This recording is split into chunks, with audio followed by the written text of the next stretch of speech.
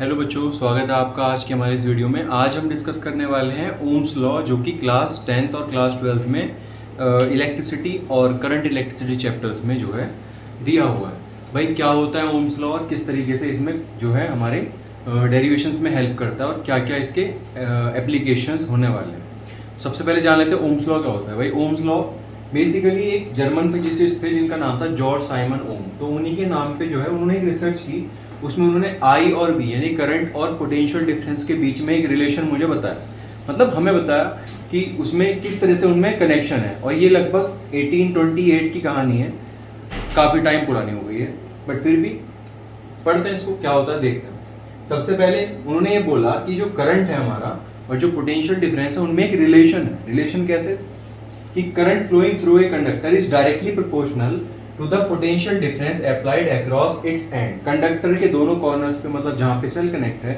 आप अगर potential difference apply करते हो तो वो करंट के ही डायरेक्टली प्रोपोर्शनल होगा, प्रोवाइडेड टेम्परेचर रिमेन्स कांस्टेंट। अब टेम्परेचर को कांस्टेंट रखना पड़ेगा, बस ये ध्यान रखना है कि कोई भी एक्सटर्नल जो है ऑब्जेक्ट उसमें काम नहीं करना चाहिए, कोई स्ट्रेन नहीं आना चाहिए, टेम्परेचर कम या ज़्यादा नहीं होना चाहिए। सेम वायर में या सेम कंडक्टर में जब भी आप करंट फ्लो करोगे, मतलब पोटेंशियल डिफरेंस अप्लाई करोगे, तो वो करंट के प्रोपोर्शनल होगा कुछ इस तरीके से। किसी भी पर्टिकुलर पॉइंट पे जैसे जैसे आप वैल्यू बढ़ाते जाओगे बी की, वैसे वैसे आई की वैल्यू भी बढ़ती जाएंगी। मीन्स एक स्ट्रेट लाइन मुझे मिल जाएगी। कैसे? उन्होंने बताया V प्रोपोर्शनल टू I, मतलब करंट के directly proportional. V equal to I R कहाँ से आया? वो जब भी प्रोपोर्शनलिटी का साइन हटता है तो वहां पे एक कांस्टेंट आता है। अब कांस्टेंट इस केस में रेजिस्टेंस R जिसे हम बोलते हैं। V अपॉन I किया तो कितना आ जाएगा यहाँ से? V अपॉन I अगर हम इधर से I ले आएंगे तो हो जाएगा R। यहाँ पे R एक कांस्टेंट है जिसको हम रेजिस्टेंस भी बोलते हैं। ठीक है, रेजिस्टेंस भी जो है V अपॉन आई का रेशियो होता है। हम उसको डेफिनेशन के लिए भी लिख सकते हैं कि भाई V अपॉन आई का जो रेशियो होता है उसे हम रेजिस्टेंस बोलते हैं R जो रेजिस्टेंस, उसकी एसआई यूनिट क्या होती है भाई? एसआई यूनिट होती है उसकी ओम। इन्हीं के नाम पे उसकी एसआई यूनिट रहती है ओम। तो ध्यान रखना है, R को रेजिस्टेंस बोलते हैं जिसकी एसआई यूनिट जो है ओम होती है। ठीक है, इस हिंदी में इसको प्रतिरोध बोलते हैं, इंग्लिश में इसको रेजिस्टेंस बोलते हैं।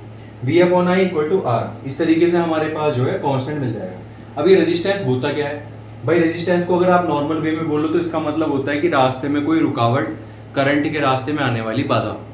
तो भाई हमारे पास यही है कि resistance is a property of conductor by which it opposes the flow of charges through it, मतलब करंट को रोके, फ्लो ऑफ चार्ज को रोके।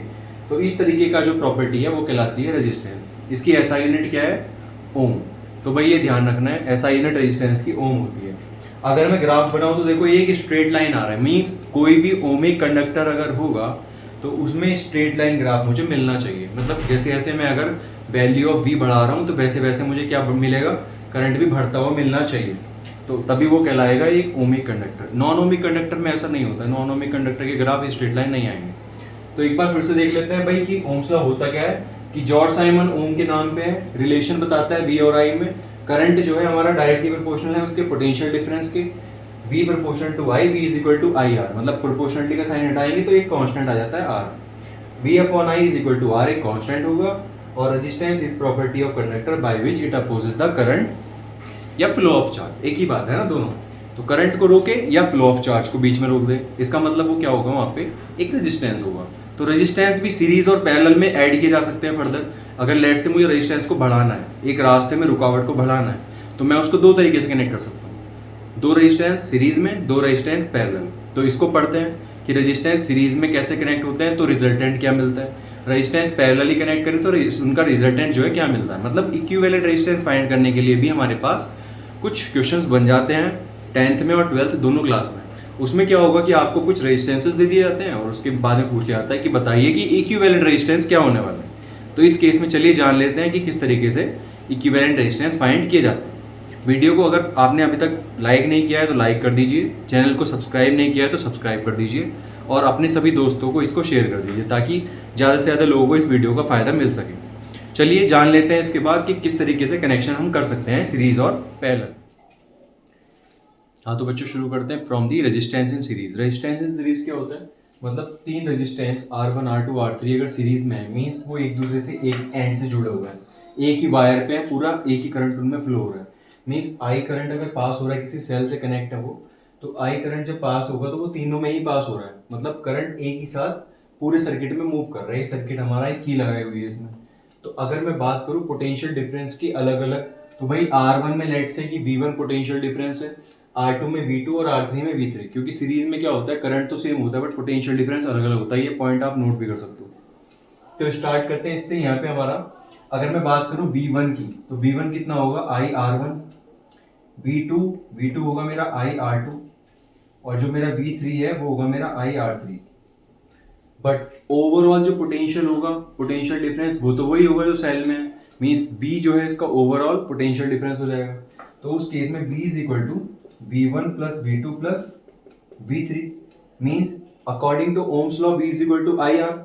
तो यहाँ पे IR is equal to IR1 plus IR2 plus IR3। अगर मेरा पूरा रेजिस्टेंस इक्विवेलेंट रेजिस्टेंस R इस सर्किट का है, देन आसान तरीके से समझने के लिए समझ लीजिए कि अगर R टोटल सर्किट में हमारा रेजिस्टेंस लगा हुआ है ओवरऑल सबको मिला के इक्विवेलेंट, तो हमारा R इक्वल टू क्या होने वाला है, यहाँ से I को कॉमन ले लो, R1 plus R2 plus R3, यहाँ से I से I कैंसिल हो जाएगा, तो मेरा R का एक फॉर्मूला बन जाएगा R1 plus R2 plus R3, और यही मेरा जो है R is equal to R1 plus R2 plus R3 जो है मेरा यही सीरीज कनेक्शन में जो है इक्विवेलेंट रेजिस्टेंस के लिए जो है हमारा एक सिंपल सा फॉर्मूला बन जाएगा।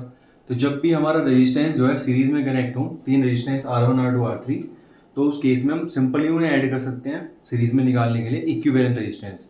बट वहीं अगर कनेक्ट है वो पैरेलल में क्या होता है, वो करंट जब पास होगा वो कहीं किसी पॉइंट पे आके ब्रेक हो रहा होगा, मीन्स तीन पार्ट में देखो यहाँ पे डिवाइड हो रहा है, सब में अलग अलग करंट जाएगा, क्योंकि इसमें लेट से I1 I2 I3, तो सेल से जो करंट निकला वो I था, बट बाद में वो ब्रेक होके I1 I2 I3 में हो गया, बट पोटेंशियल तो ओवरऑल सेम ही रहा ना। ये दोनों पॉइंट तो देखो तीनों के तीनों जो मेरे रेजिस्टेंस R1 R2 R3 है, तीनों सेम पोटेंशियल पे कनेक्टेड है, मीन्स बैटरी का जो सेल का जो V है वो पोटेंशियल डिफरेंस उसी से वो तीनों कनेक्टेड है।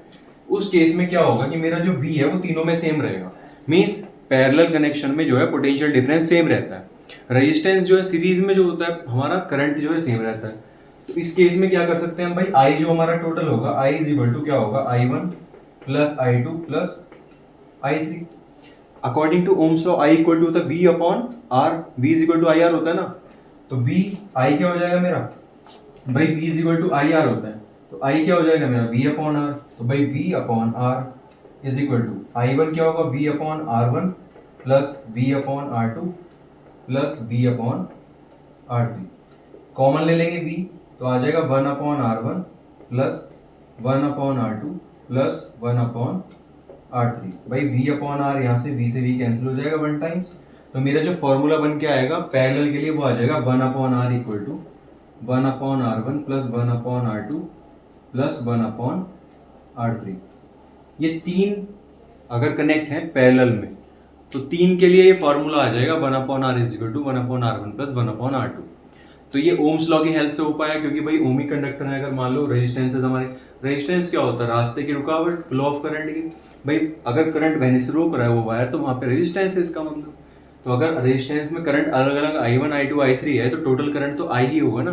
तो उस केस में I is equal to I1 plus I2 plus I3, और अकॉर्डिंग टू ओम्स लॉ मैंने बताया V is equal to IR होता है, तो V is equal to IR की हेल्प से हमने यहाँ पे क्या करा, V इज इक्वल टू, ठीक है, I equal to V upon R। इस तरीके से हम जो है रेजिस्टेंस सीरीज और रेजिस्टेंस पैरेलल के डेरिवेशंस को समझ सकते हैं। ये सबसे आसान तरीके से आप देख सकते हो जो बताया गया है। तो भैया अगर चैनल को सब्सक्राइब नहीं करा है तो सब्सक्राइब कर देना, वीडियो को लाइक कर देना और इसको शेयर कर देना अपने सभी दोस्तों में जो कि आपके क्लास 10th और 12th में है। ये टॉपिक दोनों के लिए सेम है, क्योंकि 10th में भी वही इलेक्ट्रिसिटी चैप्टर में है, और जो 12th है उसमें भी ये करंट इलेक्ट्रिसिटी चैप्टर नंबर 3 में ओम्स लॉ की फॉर्म में है। तो मिलते हैं फिर नेक्स्ट किसी वीडियो में, तब तक के लिए गुड बाय, और पढ़ते रहिए, हंसते रहिए, मुस्कुराते रहिए।